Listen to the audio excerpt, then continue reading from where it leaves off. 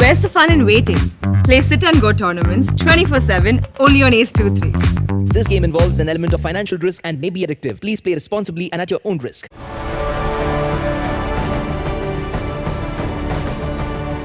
आज दुनिया में एक बहुत बड़ा योगदान इकॉनमी में और किसी भी देश की ताकत और उसकी इकॉनमी की प्रगति के लिए बन गया है स्टार्टअप्स।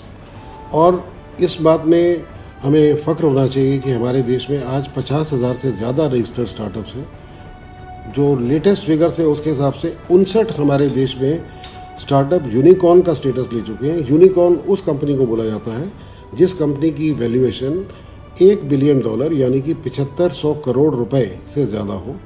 और हमारे देश में आज 59 से ज़्यादा ऐसी कंपनियां बन चुकी हैं। एक एक स्टार्टअप हज़ारों और कुछ कंपनियां तो लाखों रोज़गार की देते हैं। और ये सब नए नए तरीके से नए नए व्यापार बनाते हैं, बिल्कुल नई सोच से आते हैं। और इन सब का एक बहुत बड़ा योगदान होने वाला है हमारे देश की इकॉनमी की प्रगति के लिए और हमारे को आगे बढ़ने के लिए। और हमें ये पूरी उम्मीद है कि हमारे देश के जो नौजवान युवक और युवतियां हैं उनमें इतनी क्षमता है और उनमें इतनी कैपेबिलिटीज़ हैं कि वो हमारे देश को स्टार्टअप्स के मामले में एक सबसे बड़ा अग्रणी देश बना देंगे और जिससे हमारे देश की इकोनॉमी को बहुत बड़ा सपोर्ट मिलने वाला है जिससे कि हम लोग एक सबसे विकसित देशों की कगार में आके खड़े हो पाएंगे। पिछले 75 वर्षों में कॉरपोरेट सेक्टर और प्राइवेट उद्यमियों का एक बहुत बड़ा रोल रहा है रोज़गार में। जैसा कि हम सब लोग जानते हैं कि भारत एक कृषि प्रधान देश था और कृषि प्रधान देश बहुत वर्षों तक रहा। जब हम आज़ाद हुए तब तो करीब सबसे बड़ा तब तक तो कृषि के अलावा बहुत ही कम रोज़गार की संभावनाएं होती थी किसी भी एक नए युवक युवती के लिए। ये जो धीरे धीरे हम लोगों ने अपना इंडस्ट्रियल इंफ्रास्ट्रक्चर बनाया, जो उद्यम हमारे लगे, जो कॉरपोरेट्स ने काम बढ़ाए, छोटे उद्यम आए, छोटे व्यापार आए और सर्विसेज में फिर हमारे देश ने जो प्रगति करनी शुरू करी सन 1991 के बाद से, जैसे इंफॉर्मेशन टेक्नोलॉजी में और कई तरह की नए नए व्यापारों में, नए नए सर्विसेज में हम लोगों के और स्टार्टअप्स आने शुरू हुए। इन सब से धीरे धीरे एक बहुत बड़ा रोज़गार का ज़रिया इंडस्ट्री और ट्रेड्स एंड सर्विसेज होने शुरू हुए। और आज ये ऐसा हमें लगता है कि 1947 से जब हम आज़ाद हुए तब से लेकर 1991 तक भारत एक मॉडल को फॉलो करता था जिसको हम जो सोशलिज्म के मॉडल को फॉलो करता था, जिसके तहत प्राइवेट इंडस्ट्री थी, प्राइवेट ट्रेड था, लेकिन उस पर बहुत ज़्यादा लाइसेंसिंग, बहुत ज़्यादा कंट्रोल्स थे।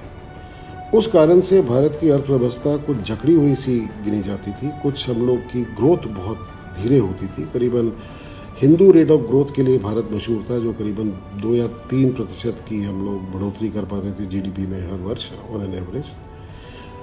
तब तक जब तक उस कारण से सन 1991 में जो इकॉनमी में जो तकलीफ़ें आईं, जिस कारण से हम लोगों का फॉरेन एक्सचेंज के रिजर्व्स करीब ख़त्म होने की कगार पर आ गए, तब भारत सरकार ने एक निर्णय लिया कि हम लोग अब लिबरलाइजेशन करेंगे और उसके साथ साथ प्राइवेटाइजेशन का एक मुहिम चालू हुई।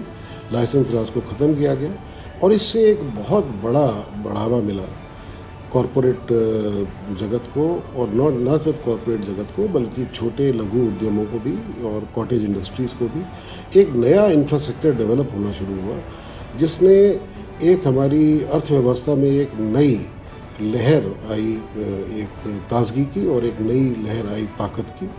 हम लोग एक बहुत अच्छे ग्रोथ रेट पर चलने लगे, हम लोग एक मजबूत अर्थव्यवस्था की तरफ चलने लगे और इसमें सबका हाथ रहा। पुराने जो औद्योगिक घराने थे, जो पुराने कॉरपोरेट्स थे, उन्होंने भी नए सिस्टम में अपने को और मजबूत किया। नए घराने बढ़े, नए उद्यम आए, छोटे उद्यमी आए, माइक्रो उद्यमी आए और सब ने मिलकर धीरे धीरे इस देश को एक नई राह पर ले जाने का रास्ता बनाया, जिससे कि आज हम अपने आप को दुनिया की 5 सबसे बड़ी इकोनॉमीज़ में, सबसे बड़ी 5 अर्थव्यवस्थाओं में गिन पाते हैं और हम आज $5 ट्रिलियन की इकोनॉमी का अपना एक लक्ष्य रखते हैं। As we celebrate our Independence Day today on 15th of August 2021, our country enters into a new horizon, our 75th year of independence. we as a nation should strive forward to make life better for all in whatever part of society we are in. We at ASSOCHAM are committed towards nation building, towards ensuring that we act as a bridge between industry and government. With our themes of digitization, entrepreneurship, sustainability and empowerment, we are committed to ensure nation building for the future. I wish you and everyone, your family, your colleagues, the very best for this Independence Day.